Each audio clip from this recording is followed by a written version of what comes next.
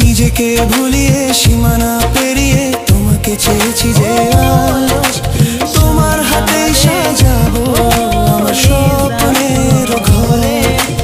তোমার প্রেমে পড়ে আমার ভুলে গেছি তোমার ওই মায়াবী হাসি আমি দেখতে ভালোবাসি যত ভালোবেসেছি তারি মতো ডুবে আছি আজ তোরি প্রেমে জীবন সপেছি তোরি নামে।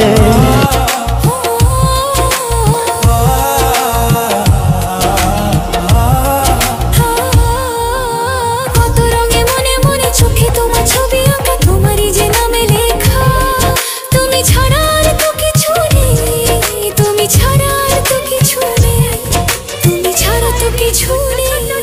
জামা বেশ ছিল গাল টিপে আদর খাওয়া বেশ ছিল যেদিন থেকে ছোট হলো জামা ও মামালো ছোট পায়ে চলতে চলতে ঠিক পৌঁছে যাব এই ছোট্ট ছোট্ট পায়ে চলতে চলতে ঠিক পৌঁছে যাব। আগে এই দোয়াটি 7 বার পড়ুন, আল্লাহ তাআলা আপনার মনের ইচ্ছাগুলো পূরণ করবেন। দোয়াটি হচ্ছে আল্লাহুম্মা গফিরলি ইয়া রব্বানা। রাতে ঘুমানোর আগে এই দোয়াটি 7 বার পড়ুন। বৃহস্পতিবার রাতে এই দোয়াটি 7 বার পড়ুন পরিপূর্ণ বিশ্বাসের সাথে, ইনশাআল্লাহ আপনার কপাল খুলে যাবে। দোয়াটি হলো আর রফিউ ইয়া রফিউ। আসসালামু আলাইকুম ওয়া রাহমাতুল্লাহ।